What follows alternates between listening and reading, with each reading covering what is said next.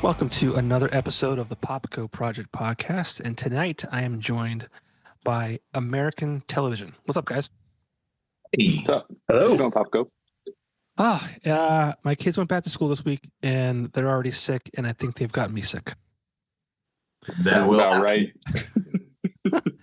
right. I almost emailed to reschedule. I think out of the 245 episodes I've done, I think I rescheduled twice. And I'm like, no, I'm not doing it.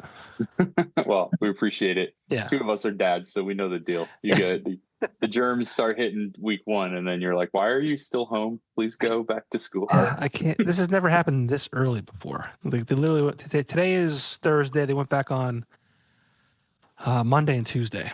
So it's yeah. Our I mean, boys. Oh, sorry. no, go ahead. I was just saying our boys have been back in school for 2 weeks, and we've been playing allergy or cold like since like day one. Yeah, it never fails. It never fails. But happy to be here. I'm excited. You guys have some news. A new EP is coming out, set to drop on September 19th, called "You're Not Alone." Yeah. That's right. Psyched Exciting. about that too. It's exciting. Yeah. 6 songs. It's a follow up to was it Scars before that? That's right. Yeah. Very cool. Yeah, I was unfamiliar with your band until your PR team sent it to me, and I'm like, I gotta talk to these guys. These guys seem like a lot of fun. Music is cool, and it's right up my alley. So again, thanks for doing this. Yeah. Absolutely. Thanks for the invite. Where are you located? I'm in Scranton, Wilkes-Barre, Pennsylvania. Oh, cool. All I right. always say technically I'm right in the middle of those two cities, but those are like the obviously Scranton. Everyone knows from The Office. Yeah. So I work in Scranton too. So I guess that's like Paper company. Just kidding. there is a paper company nearby. So the company I work for at one point owned a newspaper, Mhm.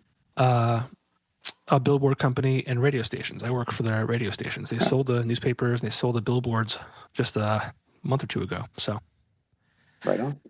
yeah, so kind of paper, kind of ish. But yeah, tell me a little bit about American television, history, all that kind of fun stuff. Sure, I'd love to. So yeah, I'm Steve. I sing and play guitar in the band. Brian is also a longtime member. Hey, Brian, what's up? And then Chris is a recent join. But between Brian, myself, and Edwin, who wasn't able to join tonight, we've been a band for over 10 years. We've got a couple full lengths, and we're from the DC area.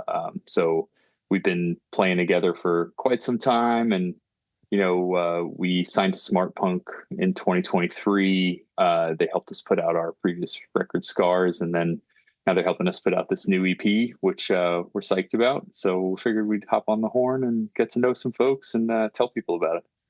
Well, I'm happy to inform you. You will have 5 new viewers, Hey. listeners. I hope it's more than that, but I like to It's all joke. good. Yeah, I like to joke. Well, 10 years, that's a long time considering the fact that you got through COVID and all that kind of stuff. Yeah, we had to sort of become a virtual band at that point and tried to get creative. I don't know, Brian, like you want to tell them a little bit about our Yeah, covers and I mean, stuff? I think like everyone else that was a band, we kind of went from seeing each other every week and having rehearsal to not seeing each other and doing things like this, Zoom, and chatting with our friends about our band, and kind of were at a standstill for a little bit. It kind of pressed us all to figure out how to do home recording, which was not something in our wheelhouse, but in recent years, things have come a long way, and the technology is there that we were able to write some songs, do some cover songs, still get together, every other week or so on Zoom and just kind of shoot the shit and check in on each other because we're friends first. But yeah, it was a tough time. A lot of bands didn't make it through. Some venues didn't make it through, unfortunately. But yeah, we consider ourselves fortunate. We do this band as a hobby. It's not our prime gig for any of us. It's we do it in our free time from family life and regular 9 to 5 jobs. So I think that was part of it as well. We didn't rely on it as a source of income or anything like that. So that allowed us to kind of get through. Okay. Right. Well, it's even easier to kind of like just let it fall away because it's like it's not your full-time thing. You don't have to do it. Yeah. I mean, we could have went that route, but I think we all kind of benefit mental health wise and just like for the friendship and stuff. Like, I think it's really important that, as guys in our 40s, we're like, we should probably hang out every once in a while. Yeah. But I remember like when we started getting back to it, our friend Craig was like, hey, like my band has been practicing like on this farm. Would you guys want to see if you could do that? It's outdoors.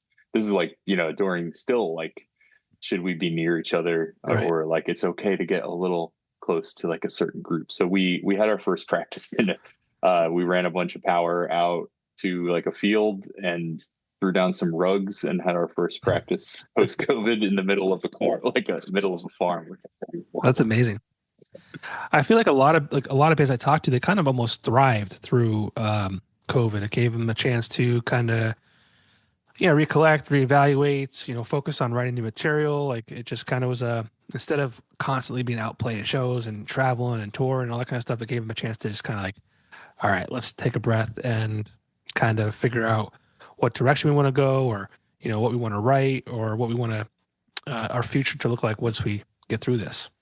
Yeah. That's kind of what our last LP was born out of, right? Yeah. So it's like just a lot of collaboration and then finally getting a chance to come together and actually make it all make sense in person and make sure it felt good. And how did that album do? That was 2023, right? Yeah. Scars? Yeah, it was great. I think like, people, there's a couple tracks on there. We still play a lot of that record live, but as far as like people's support, I think a lot of people like the song Moments that's on that record. This is it kind of was about coming back to being together. So I think that makes a lot of sense that was one of our tracks that we considered a single coming off that. Brian, was there, or Chris, sorry, I keep calling him, but any other tracks on there that like you think are still like hitting with folks? I think The Great Divide is always going to be. No, I'm sorry, that's not even on that record. No, I mean, I think Bittersweet was one we made a video for that I think still hits. There's a song called Snakes on there. We made a video for that one as well. That's kind of about, corruption in the government. And I think that still continues to hit today. Yeah, we'll get into that. Maybe forever. Oh, forever. I talk about that a lot. Talked to a guy from Fox Lake. I'm not sure if you're familiar with that band or not, but yeah, I mean, one of the songs is just like, the government's not your friend. And it's, I don't think we'll ever see things change in our lifetime. No. We're too far gone. Yeah, I mean, we have songs that are kind of like work is not your friend as well. It's true. Employers and corporations and things like that are not your friend. The government is not your friend. Those are some common themes for us. Yeah. All we have is each other, right? Yeah. True. It's true. Yeah. Talking to one of my kids the other day, and it sort of like occurred to me in conversation that we've passed the point of like our parents' generation has destroyed our future, and it's up to our generation to kind of set it right again. I was looking at my 14-year-old. I was like, sorry, buddy. Our clock's running out too. Like, you guys got to fix this crap. Yeah. Yeah, it's weird. Like, I mean, I don't think they did it on purpose. Maybe I don't know. It's weird. It's very weird. And it's funny to kind of blame them. Just think every generation feels like they need to fix the mistakes of the previous ones, and I feel like we all fail at that at our own level. Well, it's so hard, right? I mean, especially with the advancements in technology and the internet and how we're so connected yet so divided. It just, I don't even know how we navigate it. Yeah, we think we're fixing stuff, but we definitely fuck shit up in the process. We're trying to fix right now. It's a nightmare. out there, and like it's hard to explain it to kids in a way that you are not putting fear in them. But like, you know, Chris and I are parents, and like it's tough being a parent, and it's tough being a human, just like someone who like has humanity and wants to just mostly like help everyone have equality and flourish. Like it's a tough world when there's people taking us in steps backwards. So Yeah, I think we have it. I don't want to give ourselves a pity party, but I feel like we have it the hardest because our parents' generation, right? They lived a life without the internet at all, and all those advancements. And when that kind of hit, like they were able to say, like, I don't want to adapt. I don't have to. Like, I'm on my way out as far as maybe like their career or heading toward retirement or whatever it might be. And then us, like we kind of had half our lives without the technology and the internet when we, rode our bikes all day and all that kind of stuff. But then half our lives with the internet. So we're kind of like, both sides of the fence there. And we have to adapt, or if we don't adapt, we're going to be left behind. And then our kids, obviously, they're right out of the gate. They're, a tablet in their hand, basically. Yeah, you're right. We are the generation that had to adapt. And now that we're where we are in life, like in our aging, like I'm at a point where I want to go back to the old days. I want to turn all this shit off. And yeah, same. Oddly enough, fun fact, something I keep on my Google Calendar, tonight at 2:14 a.m. will be the anniversary of Skynet going online for all you Terminator fans. Oh, wow. Well, we're heading there, dude. We're heading there. Aren't we? Chris, if I were you, I would just live in whatever room you're in. I would never want to leave that room. I have been in this room since 8 a.m. actually, and I love it, but I spend way too much time in here. It's just so colorful and happy. I would never want to leave. I don't want to leave for like the first 10 hours, and then I start feeling like maybe I should get up and go be a part of my family or something. Oh, man. Well, let's talk about the new EP. The title track, You're Not Alone, kind of feels like a rallying cry. Was that always the intention, or did the message evolve as you wrote that song? I think go ahead, Steve. Yeah. I think like we just talked about it a moment ago, this sort of like heads in devices, like not riding our bikes, like, not commuting with other people. There's that feeling of aloneness that like a lot of people face on a day to day. And, this song, scratches that. And also just the fact that like, if you are angry or upset with the state of the world, like those feelings, at least we can try to validate them and sing a song about it that make you go, oh, there are other people out there yelling about this. And hopefully it is a rally cry for people who are upset with the current situation or need a community to come together. And that's why we named it You Are Not Alone. Am I saying it wrong? The song's You Are Not Alone, and the EP's You're Not Alone? It's all You Are Not Alone. Okay. I'm combining You Are. Yeah, most people would. Sorry. We just decided to make it longer. We're really good at syllables. Our band is American television. So talk about that. What's that about? Brian, you want to take it? I was not in the band when you picked the name. So all right. Yeah. He's out. It's funny where we are today with a reality show president for the second time, but like I've always, I think like during that era, call it like early 2000s, when like reality television started to spike and you had like things like the Jersey Shore and like Real Housewives and like almost like the most toxic people being rewarded for being toxic. And so like it kind of grossed me out. And I think like the idea behind the band name is that like, a lot of people are, like it's kind of putting themselves on the worst parts of themselves on display. And so I just wanted to, it's almost like a cheeky, it's not meant to be like a source of pride. It's mostly being like, yeah, this is like American television. It's all just like people who are self-absorbed and into, whatever toxic things they're trying to convey on television for a couple of for $1 million or whatever they're getting paid. Isn't that frustrating though? You see people like that and they're famous, or even like these TikTok influencers or whatever you want to call it. There's I'm gonna rag on my nephew a little bit. He does like ASMR Mm-hmm. and hundreds of thousands of followers and views and all that kind of shit. And like here I am, like I feel like I'm like doing something valuable. I'm trying to share original music with people, and it gets nowhere near the level of engagement that he's getting whispered into a microphone. Like, doesn't that bother you? You gotta start touching balloons and shit. I thought about like maybe I'll do just like a podcast one time just in ASMR and see how it goes. But I mean, as musicians who are like creating original music, is that like frustrating to a degree? Like, or is it just fun? Who cares? I think in our age bracket, it's probably frustrating. I just think we don't do it like the younger generation does. And like, there's not the audience and the appetite for a lot of this stuff these days. And finding new ways to reach an audience, but not giving into like your point about like adjusting.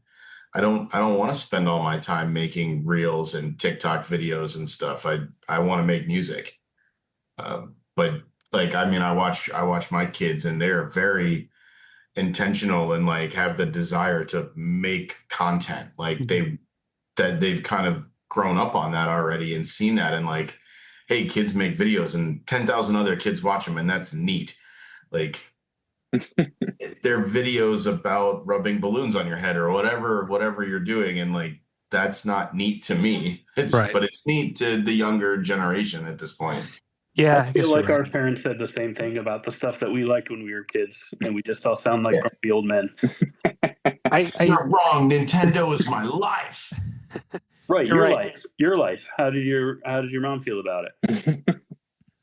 Not great. Yeah, but me and Princess Zelda are pretty tight still to this day. So I think the difference from my point of view is like there's a lot of like applauding of like regurgitating content, like copying what somebody's done, or just taking a video clip and then showing your reaction to it. Like to me, that's like it's just leeching off of someone else's creativity. Like if it starts with somebody like who it could be someone who didn't even mean to become famous, like the I Like Turtles kid, and then somebody's merchandising it, and like it's just it becomes like it's like theft. And applauding that is like not what I want to see in creativity. I want to see like people applauding originality. So like when for it's a while ago now, but like Vine was a pretty creative platform for video where people were creating like stuff in the confines of like 22 seconds or something like that. It created some interesting comedy, and I think Reels is built off of that. But there's a lot more like I don't know, mediocrity on Instagram Reels and TikTok. Yeah, I mean, I don't want to shit on people that are making content, because a lot of it's really funny. There's a lot of funny people out there, and I mean, I guess how is that different from writing a song? Maybe it's not, but it just seems like a time suck as opposed to like listening to music. Yeah, it's just different, I guess you could say. Yeah, we all got to become some video. We're all video editors in 2025, right? I am a very poor editor. I'm thankful for AI in that sense. Right on. To a degree. But the EP itself, it sounds tailor made for the times that we're in. Exhausted, divided, and loud, and loud. And was this record written in a reaction to the world around us, or is that like a personal thing from you guys? Both is probably the answer to that. It's our personal reaction to the world around us. There's like I think we talked about. There's songs about work not being your friend. I feel like we always have one or two of those on all of our records. As we that's where we spend a third of our time or more for all of us. So it's part of our daily lives. Obviously, the way the world is going, we we feel some inspiration to write about that. Living here in Northern Virginia in the shadow and close to all of those things, and it's really hard to escape. And it definitely had an influence on the writing of this record for sure. Yeah, I think the lyrics are pretty dark, but like we kind of do this thing where we wrap those in a poppy melodic sound. So like to our mom and dad's ears, when they take their one listen to our record, they're like, that was great. But then if you sit with it and you actually like the album will come with a lyric sheet, and we put those lyrics online and everything. Hopefully people like actually dig a little deeper and connect with it. I feel like one of your goals was to empower people who feel unseen. Can you talk about the importance of representation and inclusivity in the punk scene right now? Absolutely. I think for the first time in a long time, I would say punk rock is not just saying unity, like you're seeing a lot more of it.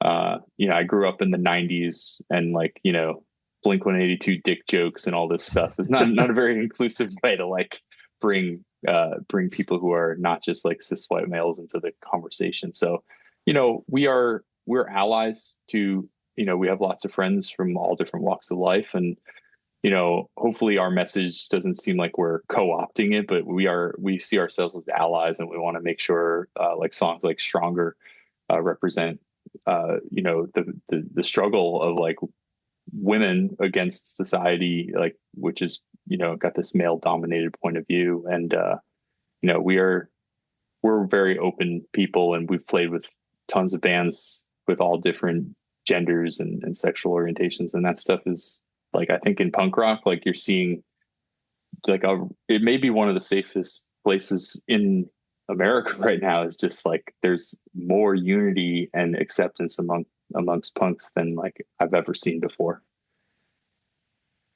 Has that always been the case with punk? To a degree? To a degree. I mean, I think relative to maybe the full world, for lack of a better term, it's a safer space, but there's definitely, it's not like there's not, male dominated, cis white male dominated aspects of it. That, some of those marginalized folks do, they come here to find a place, but also some of the same problems that they're running away from, they run into here as well. Gotcha. And there seems to be like a strong sense of resilience across your entire catalog. How do you balance anger and melody without losing either of those? We grew up listening to a band called Avail, and they do it better than anybody else, balancing that anger and melody. I know Steve would consider them a huge influence, and I definitely do as well. On the songs we write and kind of what we try to do as a band. Yeah. Having grown up in like that early 90s, like just discovering punk in the early 90s, like everything that was happening then was poppier, right? And like even when I was listening to hardcore music at that time, like I eventually sort of strayed away from it because it became so like masculine. There were like fights. I used to go to CBGBs when I was like 16, 17 years old, and like, it would be like, oh, that crew is here. They're going to beat the other crew up. And it was like, what? Why? I'm here to see music. I'm not here to like get stabbed. So I always gravitated more toward melody. And then growing up in like a pretty blue collar family, my dad's a butcher. My mom was like a school secretary when I was younger. And like, just kind of seeing that, life isn't always easy. I think they really worked hard to provide for me, but like, I've always been sort of leery of power, whether it's the government or corporations. And like, I definitely would chalk it up to my dad being like, a union guy.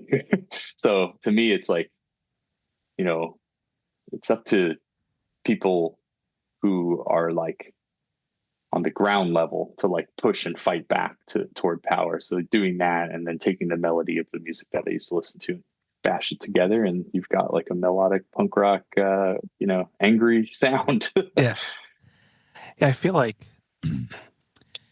it was cool that your dad was a butcher, your mom worked for a school. I feel like we're losing that um, locally owned and operated hometown business as the years go on, especially with like the Walmarts and the Amazons, and it's like I think we're too far gone with that too because of the convenience of it all. Yeah, I would take your thought a little bit further and say it's already gone. It's Yeah, already, it's been lost for a while. I feel like at least where, in my town or and many other places, I'm sure. Hey man, yeah. when I get off your exit, Chris, it's like the mecca of all corporations, and then you go about a mile in, and Chris is like in a nice little neighborhood. Like it's pretty funny. You get off the exit, it's like, Walmart, Target, gas station, Pizza Hut, like every single corporation. It's Yeah. weird. I don't think this is a rabbit hole we should venture too far down in, but it is funny when you see like your community or like your township, how they will absolutely invite these chains, but the the county itself, the board, even the community itself does not invite, welcome, and prop up smaller businesses. We've seen in this town, hundreds of small businesses, whether they're restaurants or something else, come up and the community doesn't support it, Hmm. for whatever reason. But there is a McDonald's on every corner, and on the far corner from that is a Wendy's, and then there's a Starbucks. Like this, the same stuff keeps popping up in every like 3 mile cube around here, but there's no more smaller, like family owned independent businesses here. Well, it's convenience, right? It's the rich get richer. It's kind of frustrating. I mean, I've spent my entire working career as an adult like in media, and a lot of time, well, the majority of it was working for a locally owned and operated media company, and therefore I was working with locally owned and operated businesses too, um, which I love. Like the helping like my primary job is in advertising, and to help the little guy, quote unquote, succeed is like really special. But it just and all these places like you mentioned Wendy's and McDonald's and shit like that. They don't spend the kind of advertising in those hometown local markets like the the pizza place does or the local bar or whatever it might be. It's just very frustrating. Yeah. I I used to live in Brooklyn for about 8 years, and like one thing that I feel Brooklyn was able to do. I mean, I go back every now and then. It's changed a lot, but it changes a lot in cities all the time. But I think the storefronts are smaller, and it was already congested. So like what that kind of does is it keeps big box stores and corporations out. So like you did see a lot of like really like niche mom and pop restaurants. You did see like little bespoke furniture stores and stuff like that. And that going into those stores a lot of times comes with like a premium. Like you have to pay a little bit more, but like hopefully if you have the means, it's like, okay, well, I'm supporting small business. And but obviously with the convenience of Amazon, like they are able to take a bite out of anyone's business. It's pretty rough.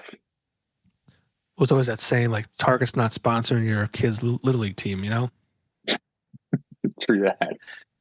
It's kind of, I don't know. We're not going to fix it tonight, so Brian might be able to if we just let him take it away and run with it. what's your easy solution, Brian? Don't go to those places. That is an easy solution. Yes, Yeah, it just makes life a lot more difficult. It sucks. yeah, it does. It does. I'm gluttonous for Amazon. Amazon like controls my life. My screensaver's on, but right before I spun this chair around, I was buying shit on Amazon. But I pick, I for what it's worth, I pick my battles, and like Walmart is just something that I don't want to give them a dime of my money. And that's one of those small hills I choose to battle on. But Amazon is something out of the sheer convenience of it, I just have not been able to let go of. Yeah, it's hard. A piece of my pool broke, and I needed like a fix fast. And I noticed it at night, so I had to wait till the next day regardless. And I went on Amazon, and it was going to take an extra day. So I'm like, all right, well, I'll go to the local pool store, locally owned and operated. And I'm happy I did it, but it was the piece I needed was literally $10 more than what it was on Amazon. Which is crazy. Yeah. Yeah, it's tough. I don't know. And I think that's just the cost of owning that small business, like in a brick and mortar environment compared to like a warehouse where that $10 extra just doesn't mean anything to Amazon, but it means everything to the small business owner. Right. And in a lot of cases, I'm fortunate in my life, and I'm happy to do that and support small businesses. There's just very few around here that are there for me to even support at this point. Yeah. I think what they need is AI. No, I'm just kidding. Well, wait until 2:14 a.m. Skynet's coming back. But they don't want to adapt that much either. It's hard because a lot of those places have been around for a long time and they're older, and I guess it's going to take our generation or the next generation to if we take over those businesses to take them over and modernize them to a degree and keep them alive. Yeah. What do you guys think about the data centers coming around all over the place? They're all here. Every single one of them is right down the street from us. So really? Yeah. Pretty dense population. Northern Virginia is like the capital of that stuff. Where Edwin, our bass player, lives out in Loudoun County. There's so many, and there's new ones popping up all the time. Like local politicians, like state senators and state representatives, not even on the national level, are like their platform that's is running against more data centers. It's that kind of like niche local issue here because there's so many. I saw a headline the other day that was like, it was talking about how, I can't remember what state it was in, but they were talking about how like, you should turn your air conditioners to like warmer because it's really putting a strain on the power grid. And I'm like, well, there's data centers like gobbling up power to process like AI images of like a dog eating a taco or something. And it's like, you're telling us not to put our thermostat down one more degree. Yeah. So it is kind of absurd that it's like, it's all in service. We're talking about like the corporations and stuff. It's all in service of that. They're the ones that make the money. We're just living off of it. Yeah. I think there's two. There's definitely one, I think, like maybe 40 minutes from me. I think the deal is done and it's in the process of, it will be built. And then there's one probably a half hour from me north.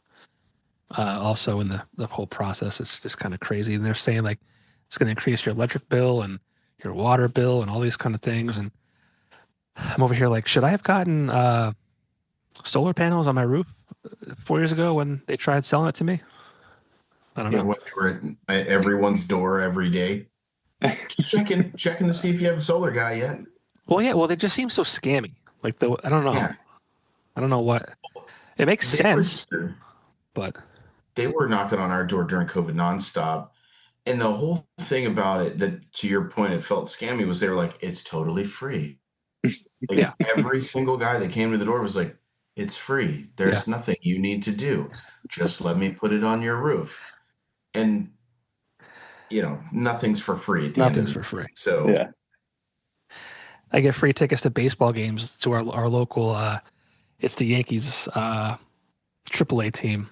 And I get free tickets, but then I end up spending $100 just on food and drinks, and nothing's free. I had to join this band to get free tickets to their shows, and I still have to pay for drinks. Well, Chris, since you said that, this is your first like original material with them. How did your voice and songwriting kind of shape this new EP? Well, I don't really want to talk about how my voice shaped it, but well, your voice in the room, maybe. I don't know. From a guitar perspective, it's been a lot of fun. We were kind of unpacking this earlier, and like I spent a lot of time kind of playing on my own, like in this room.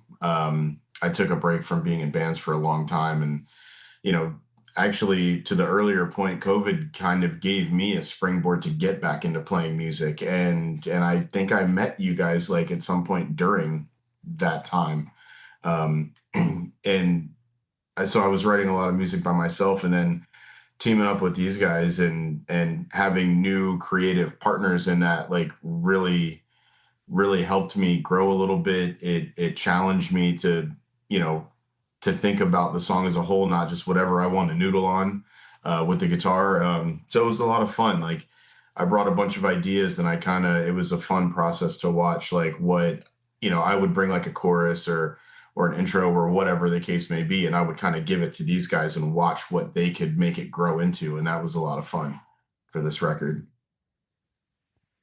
And has he been a good addition for you guys? No, not at all. Mediocre at best. I am probably Brian's biggest regret in this band.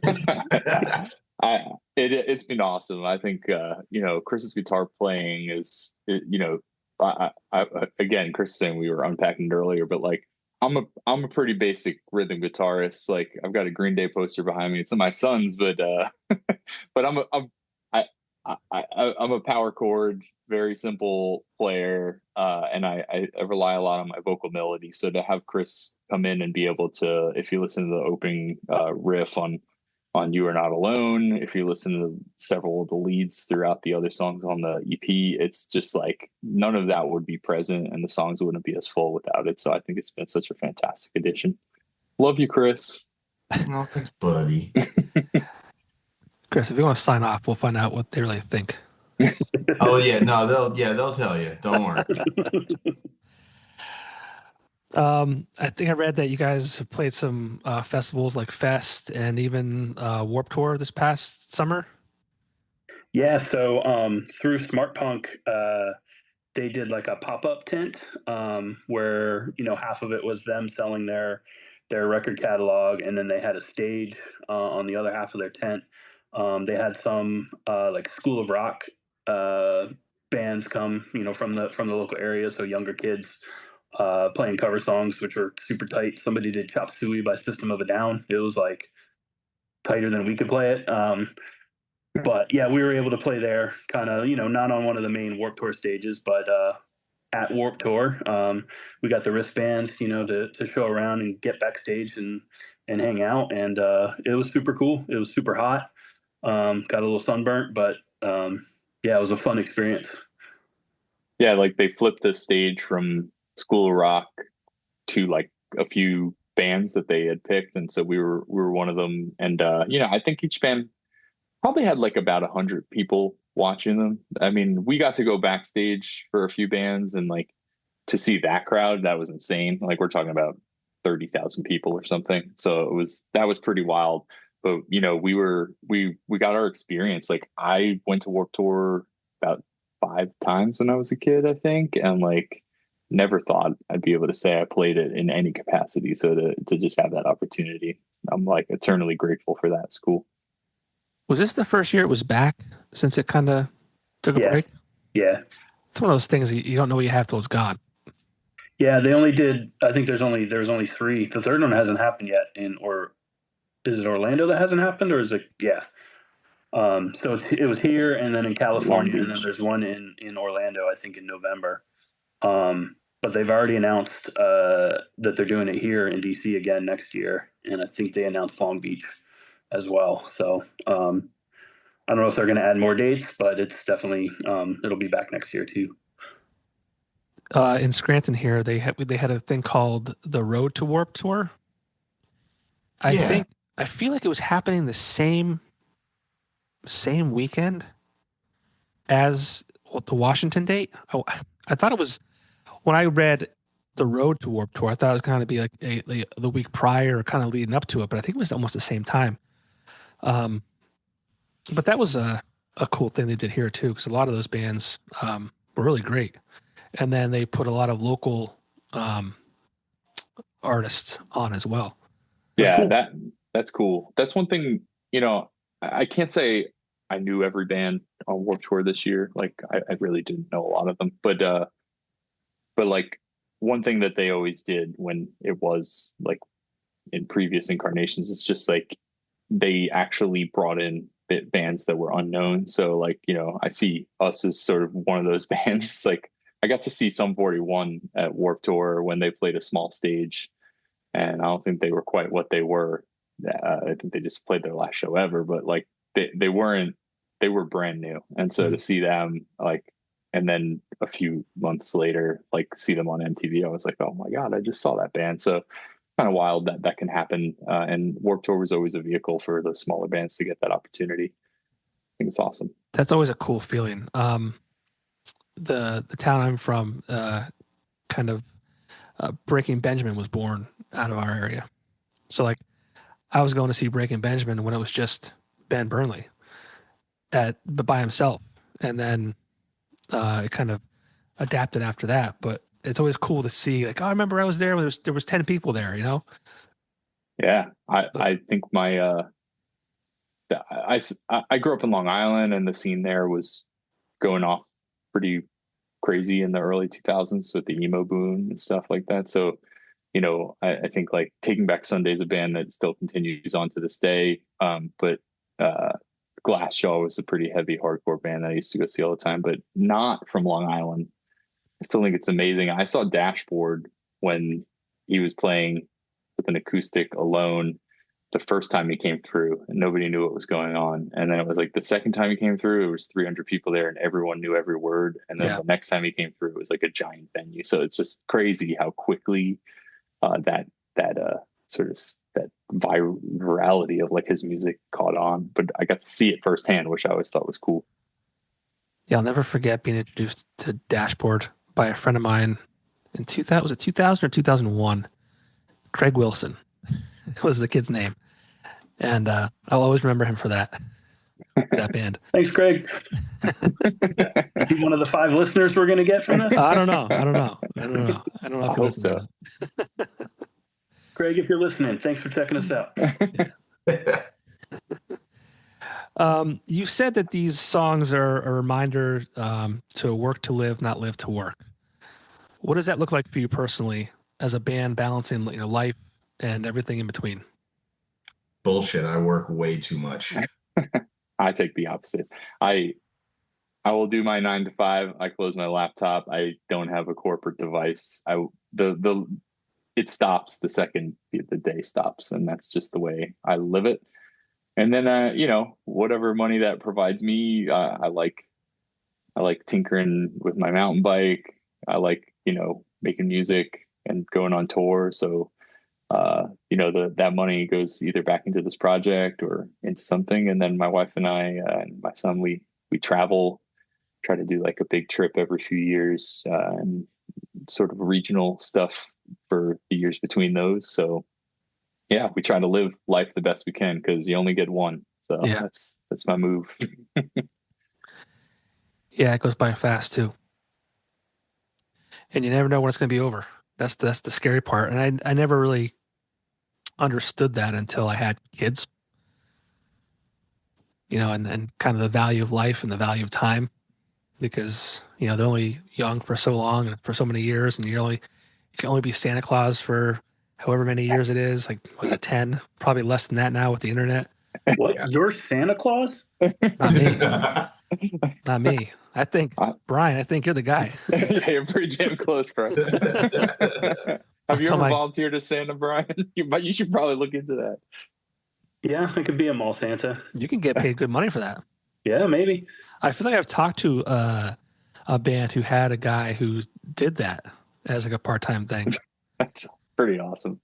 Yeah, it's good money. Yeah, I think we're at that age where like our parents are getting older. So, you know, some of us have lost parents, but you know, we're living right between needing to take care of our parents and our children simultaneously. And we're not the first generation to do that. But like, I think what you said, it just starts to set in like, oh shit, like this is, you know, like life is finite. And so I think they call us like this, they call it like a sandwich generation, because like, I mean, I have two children, one's 7, one's 3. So I had children like later. I was 35 when we had our son, and then I was almost 40 when we had our daughter. So we did it late. I mean, my parents were not super young, but like they were 25 and 27 or 28. But like you did that early, and that the grandparents were still very kind of young and active too. Like now it's like sadly, like my father-in-law is not doing the greatest. My aunt just passed away a month ago, and she was like a third grandmother to my kids. Like, so what I'm saying is like it's you're getting from both sides. It's just kind of and you still have to like take care of your children, your family, and you're taking care, like you said, your parents and stuff like that. Yeah, it's challenging. It's Can't weird lie. how fast that goes by. Like Yeah. I spent a lot of time, I spent for more than half my life at this point figuring that I would like grow up, do some rock and roll shit, get married, have kids, and somehow like die before I was 25 or something. And ever since we had our first kid, I've spent every moment since then with anxiety, like wondering how can I prolong this? How can I be here as long as possible? I want to Uh, live forever. yeah, it's a weird feeling to be young and to think like, whatever, man, I'll die one day and like I'm not gonna sweat it, to think like shit, one day I'm not gonna be here and I will be missing things. Yeah. Like It sucks. it's a weird feeling to think through all the time. It's heavy. And you said anxiety. I don't think I've ever suffered from anxiety like I do, like in its current form in my life today. Oh, Trying to be there for them all the time. Like I joke now. Like I have a job that like so this is my third time back at the same radio station. Um, I always joke that I have some kind of mental illness that I keep going back.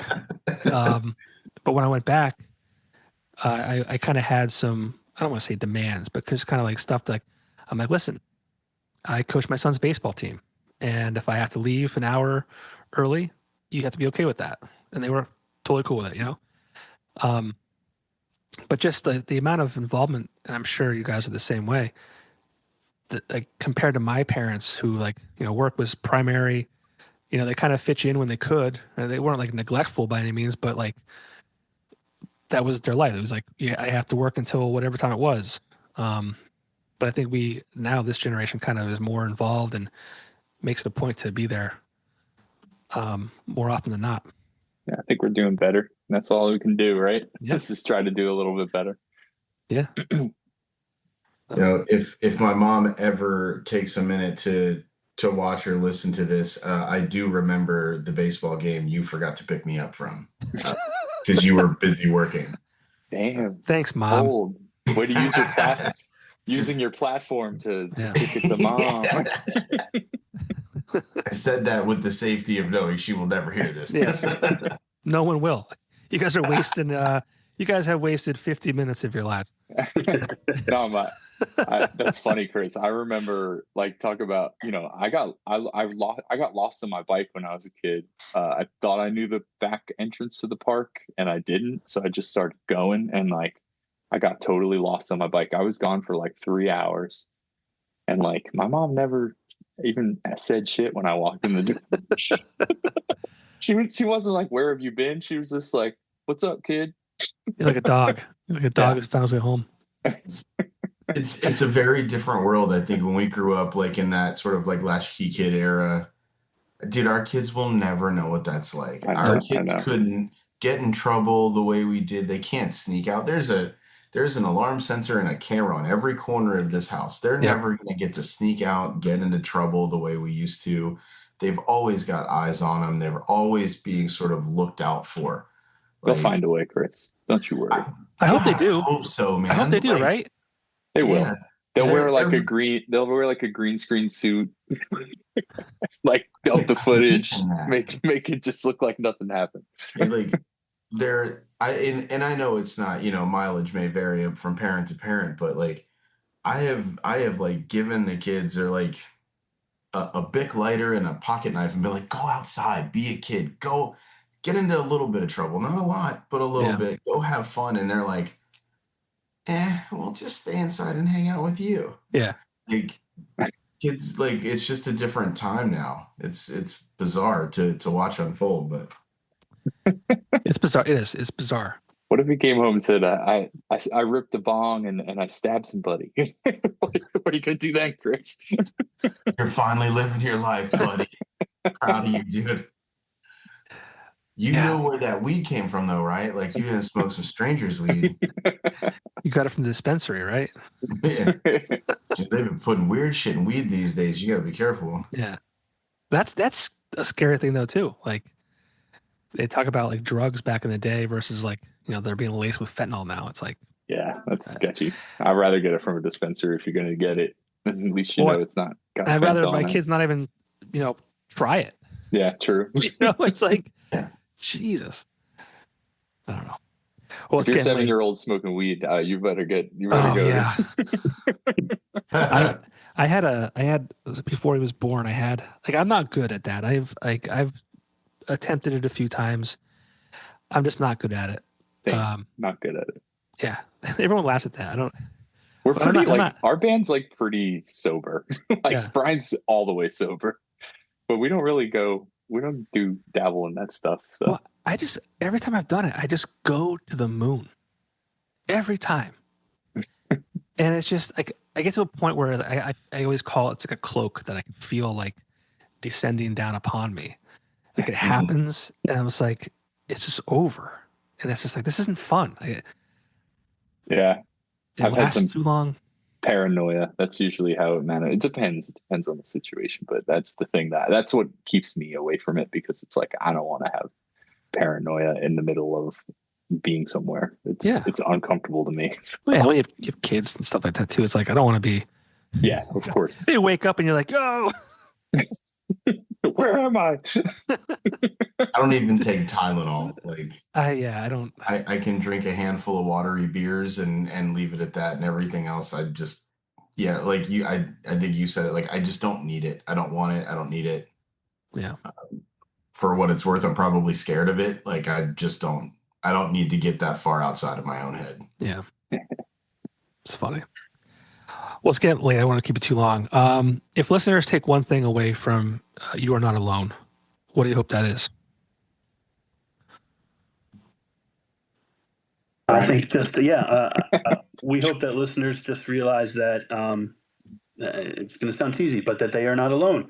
That there's other folks out there. If you're feeling down or frustrated or confused or angry or anything at the world, there's other folks out there. We are some of those folks, and just the world's better with you in it, and like find your people. Love that. I guess there's no need to elaborate on that, right? No, I don't think so. All right, a few rapid fire questions, and then I'll let you go. First punk show you ever went to? Start with Steve.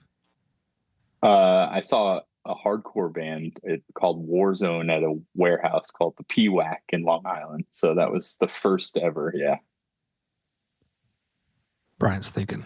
Yeah, shit. I mean, I think the first punk show I ever went to was one that I played with my high school. My high school band was called Dr. Pud, and we played at the local teen center with two other bands called Jose Doe and Officer Friendly, and that was my first punk show, and I happened to play it.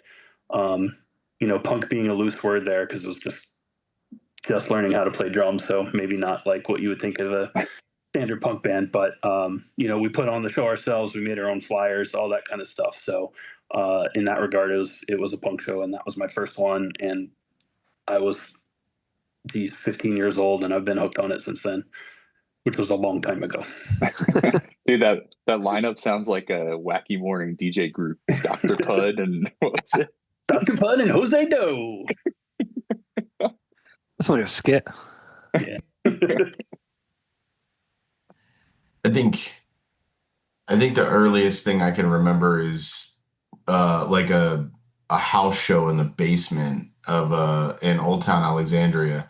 I grew up with this kid, and I used to go hang out at his house, and I was getting into music, but I hadn't really been to shows yet. And I went over there, and his band was practicing, but it kind of turned into like another band coming over and like a bunch of people showing up, and it kind of just turned into, a good old fashioned basement show. I couldn't even, I can't even begin to think of what year that was. I was probably 14, maybe. Um, it's good times. Are you worried about your kids not experiencing stuff like that now too? Like we said No, before.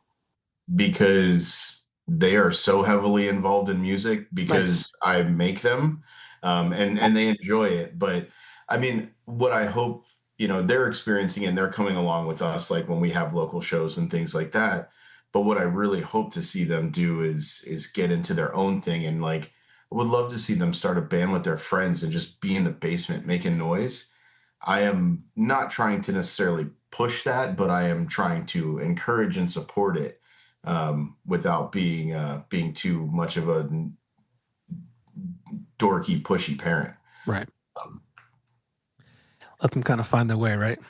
yeah, they're getting into music in their own right, and they're Good. playing instruments, and hopefully that brings them down the same path. Because I mean, I've met some of the best friends I've ever had because of music. Yeah. So I wasn't talking about you, Steve. I was looking at Brian. Dream band to tour with. They could be alive, dead, no longer together, whatever. Dream band to tour with.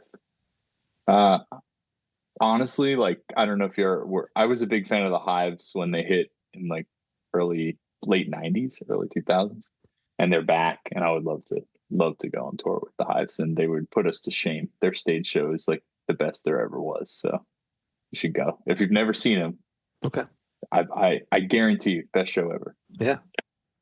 I could imagine that's true. Brian? Geez. Pretend to be frozen. Am I frozen?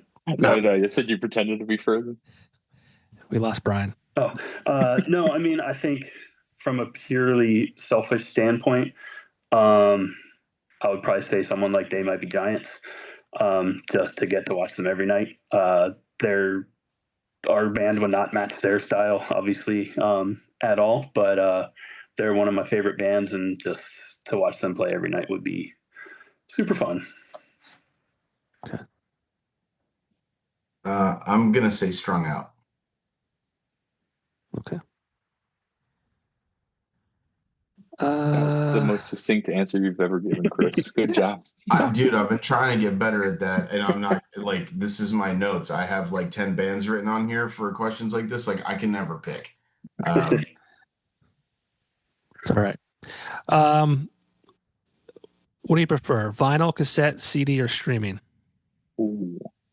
For convenience, streaming. For large art format, vinyl.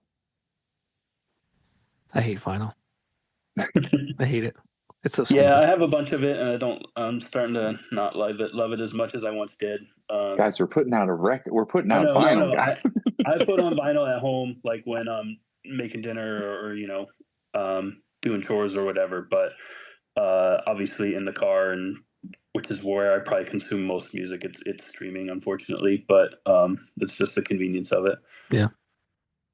I do not have a record player in this room anymore. It's actually upstairs in Loki's room, my younger son, along with a handful of my records.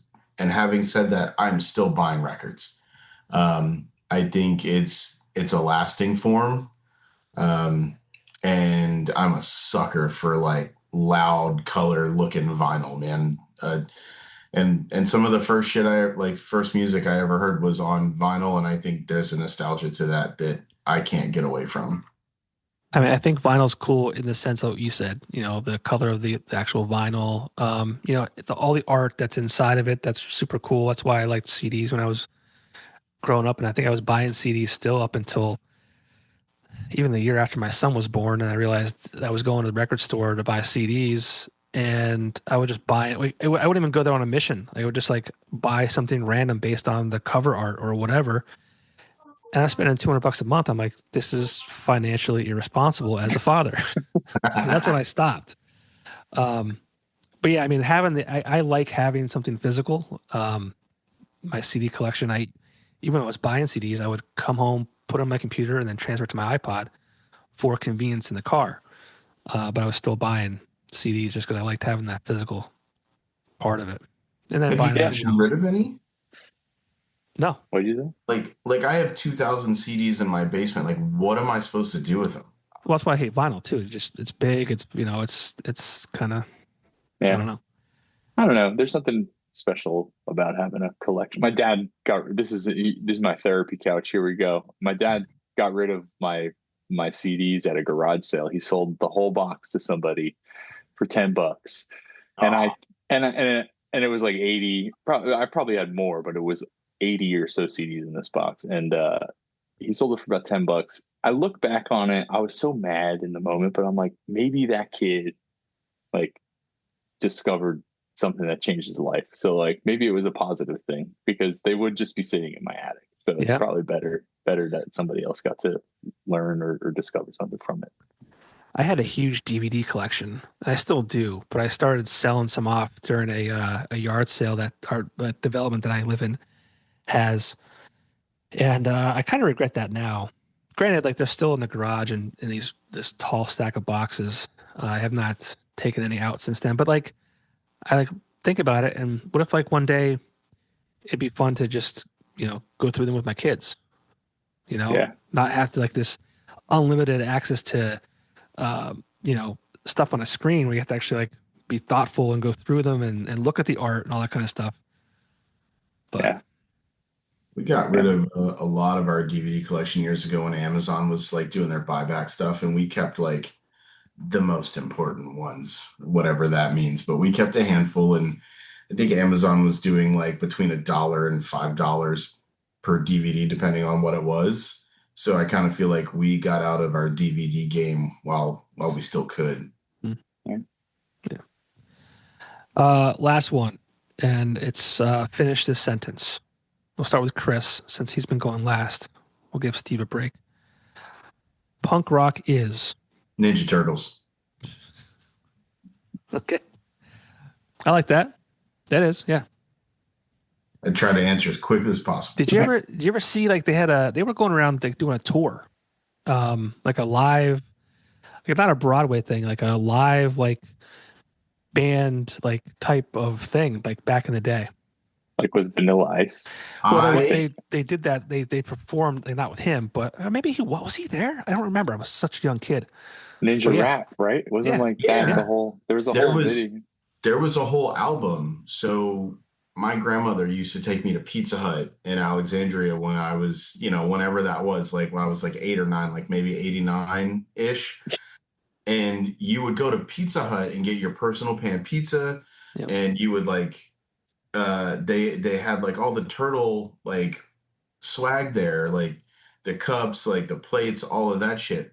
And one of the things I got was their album, and it was called Turtle Power. It was like a rock record, and it was awesome. I listened to it probably 2 or 3 years ago, taking my son to daycare. Hell yeah. It was awesome. I thought the California Raisins were a band. I didn't realize they were covering songs. There's a YouTube clip of that Turtles live show, but it's to like a beat down hardcore song. So it's just like, Baxter Stockman doing his little dance and the Turtles playing riffs, and it's like never back down.